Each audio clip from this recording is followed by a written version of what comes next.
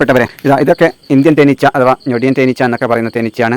ഇത് ഒരു കൂട്ടിലേക്ക് കയറുന്നതായി നമുക്ക് കാണാം. തേനീച്ചകളൊക്കെ പതുക്കെ കൂട്ടിലേക്ക് നടന്നു നീങ്ങുന്നതായി കാണുന്നുണ്ട്. അപ്പോൾ ഇങ്ങനെ കൂടുന്നത് നമുക്ക് ഇത് പ്രകൃതിയിൽ നിന്നുള്ള തേനീച്ചയെ ഇങ്ങനെ നമുക്ക് പിടിക്കാൻ പറ്റും. കൈകൊണ്ട് വാരിയിട്ടിട്ടൊക്കെ ചെയ്യുന്നത് പോലെ ചെയ്യേണ്ടതില്ല. കാരണം കുത്തുകൊള്ളാനൊക്കെ തേനീച്ച പേടിയൊക്കെ ഉള്ളവർക്ക് ഇതിങ്ങനെ ചെയ്യാം. അതിനാദ്യം നമ്മൾ ചെയ്യേണ്ടത് ഇതേപോലെ ചെറുതായിട്ട് സ്മോക്ക് ചെയ്യണം. വളരെ ചെറുതായിട്ട് സ്മോക്ക് ചെയ്ത ശേഷം അതിൻ്റെ കോമ്പിനൊക്കെ എടുത്തിട്ട് ഇതുപോലെ അതിൻ്റെ ഫ്രെയിമിൽ വെച്ച് കെട്ടുക. കെട്ടിയ ശേഷം പെട്ടിയിൽ ഉള്ളിൽ വെച്ച് ഏറ്റവും മേലെ പെട്ടി വെക്കുക. നമ്മൾ എവിടെയാണ് തേനീച്ച ഉള്ളത് അതിൻ്റെ മേലെ വെച്ചിട്ട് ചെറുതായിട്ട് സ്മോക്ക് ചെയ്യുമ്പോൾ ഈ വീഡിയോയിൽ കാണുന്നത് പോലെ ചെയ്താൽ മതി. സ്മോക്ക് ചെയ്താൽ ആ തേനീച്ചകളൊക്കെ ഈ കൂട്ടിലേക്ക് വന്നു കയറുന്നതായി നമുക്ക് കാണാൻ പറ്റും. ഇങ്ങനെ ചെയ്യുന്നത് കൊണ്ട് നമുക്ക് പ്രകൃതിയിൽ നിന്നും ഒരു തേനീച്ച കൂട് കിട്ടും. നമുക്കതിൽ നിന്ന് തേനെടുക്കാൻ പറ്റും. പിന്നെ നമ്മുടെ വീട്ടിൻ്റെ ചുറ്റുമുള്ള അല്ലെങ്കിൽ നമ്മുടെ പറമ്പിലുള്ള ഫലവൃക്ഷങ്ങളിലുള്ള ഫലങ്ങളൊക്കെ വിളവ് കൂടുതൽ കിട്ടും. അങ്ങനെ എന്തൊക്കെ പ്രത്യേകതയുണ്ട് തേനീച്ച വളർത്തുന്നത് കൊണ്ട്. അപ്പോൾ നമുക്ക് ആവശ്യമുള്ള തേനിനൊപ്പം നമ്മുടെ വിളവിൻ്റെ വർധനവ് കൂടി ഉണ്ടാകും. അതെല്ലാവരും ഇത് ഒരു തേനീച്ചപ്പെട്ടിയെങ്കിലും വളർത്താൻ ശ്രമിക്കണം. പരിചയമില്ലാത്തവർ പ്രകൃതിയിൽ നിന്നും ഇതുപോലെ ചെയ്യും. ഒരു തേനീച്ച കർഷകൻ്റെ സാന്നിധ്യം ഉണ്ടെങ്കിൽ കുറച്ചുകൂടി നല്ലതാണ്. കാരണം പുതുതായി ചെയ്യുന്നവർക്ക് കുത്ത് കിട്ടും. കുത്തിനോട്